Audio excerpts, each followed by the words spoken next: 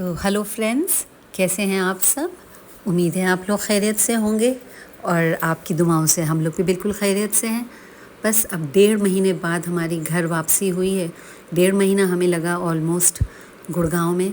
जैसा हमने बताया था, हमारा बेटा वहाँ रहता है और उसके यहाँ छोटी सी बिटिया माशाल्लाह से आई है। तो हमारी ज़रूरत थी, तो फिर हम यहाँ से कुछ दिनों की छुट्टी लेके उसके पास गए थे।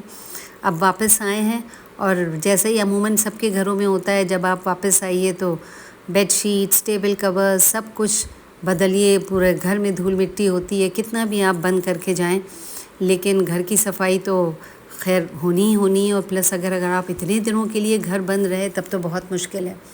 तो आने के बाद तो समझ में ही नहीं आ रहा है कहाँ से शुरू करें, बट काम तो करना है। और धीरे धीरे हमने कहा चलिए पहले कवर्स बदलते हैं, थोड़ा सा साफ़ सुथरा लगेगा तो देखने में भी अच्छा लगेगा।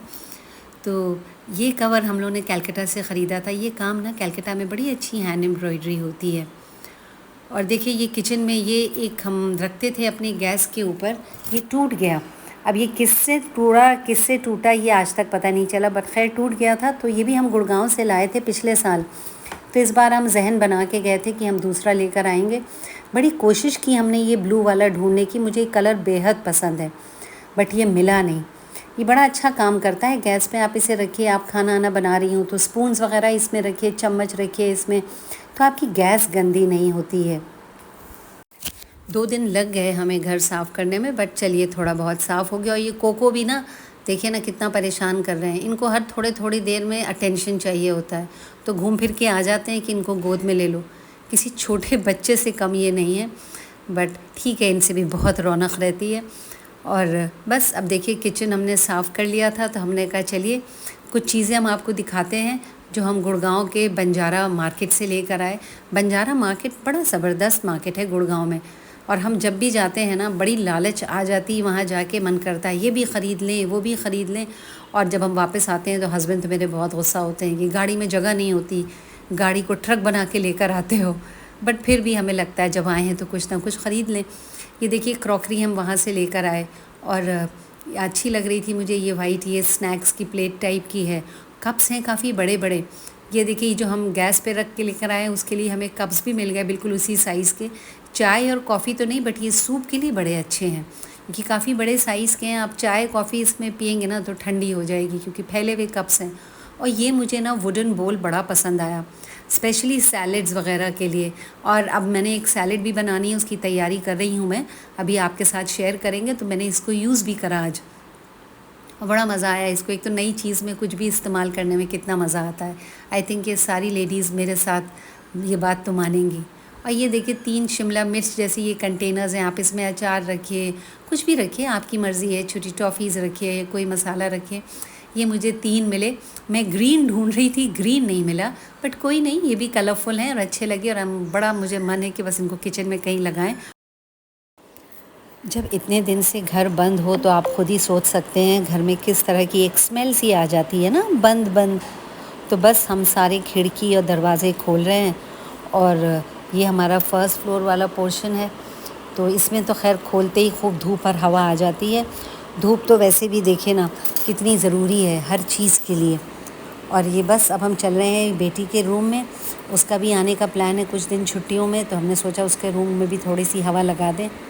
अब बच्चे जब कभी कभी आते हैं तो कितना अच्छा लगता है।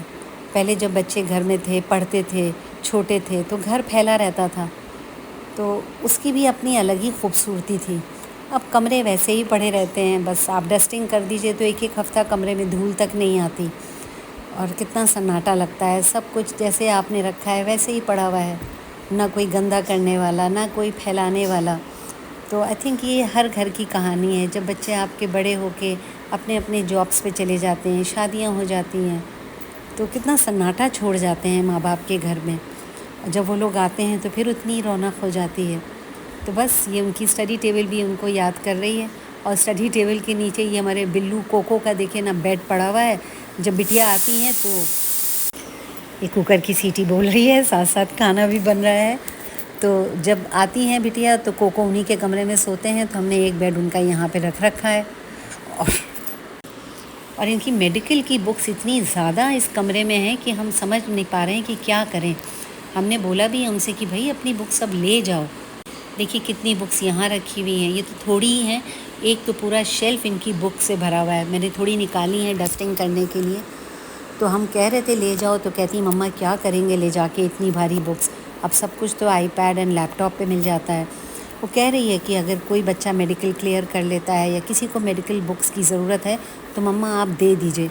और ये इतनी महंगी आती है, एक एक बुक 8-8 9-9 हज़ार की आती है। मैं ढूंढ रही हूँ, अगर किसी को ज़रूरत होगी तो मैं खुशी खुशी दे दूँगी। और देखिए जैसे हमने आपको प्रॉमिस किया था, वो बोल हमने आपको दिखाया ना जो हम गुड़गांव से लेकर आए थे, बस हमने फ़ौरन यूज़ किया। और ये तो मुझे लगता है सारी लेडीज़ की खासियत होती है ना, कोई नई चीज़ लाए उसका इस्तेमाल तो लाजमी है जितनी जल्दी हो सके। खैर हमने तो इसका बहुत अच्छा इस्तेमाल किया। आज बनाई रेनबो सैलड, बहुत बढ़िया बनती है, बेहद आसान है, चुटकी में आप बना लेंगी, कोई भी बना लेगा। और ये यकीन रखिए घर का हर फ़र्द को पसंद आएगी और आपको भी अच्छा लगेगा कि आपने घर में अच्छा कुछ बनाया और खिलाया। देखिए ये कुछ चीज़ें, चुकंदर है, पत्ता गोभी है, गाजर है, एप्पल है, हरी प्याज है, अनार है, थोड़ा सा नींबू का रस है, थोड़े से अखरोट हैं, थोड़ा सा सफ़ेद तिल है और मूंगफली, बस यही चीज़ें हैं। और नमक और काली मिर्च, ये डाला हमने थोड़ा सा कप, 1 कप पत्ता गोभी, 1 कप गाजर, एप्पल, इसमें चुकंदर, हरी प्याज। इसके बाद हम इसमें मिला देते हैं 1 नींबू का रस, इसी से तो टैंजी सा टेस्ट आता है मज़ेदार। डाली थोड़ी काली मिर्च अपने हिसाब से और ब्लैक सॉल्ट, चाहें तो नॉर्मल सॉल्ट भी डाल लें। फिर डाला हमने 1 कटोरी अनार, अनार से तो बहुत ही जूसी हो जाता है। उसके बाद डाला अखरोट, जिसका फ्लेवर तो ज़बरदस्त है। और ये हमने थोड़ी सी भून के कूट के डाली मूंगफली। इसके बाद गया तिल, जो वाइट सेसमे। देखिए तिल जाड़ों में ज़रूर खाइए, कोशिश करिए कि तिल को अपनी डाइट में ज़रूर शामिल करिए विंटर्स में। एक तो ये गर्म भी होता है, दूसरा it is full of calcium और इतना बढ़िया क्रंची टेस्ट देता है ना आपके सैलेड को कि मज़ा आ जाता है। और हमसे भी रहा नहीं गया, मैंने कहा हम खा के देखते हैं।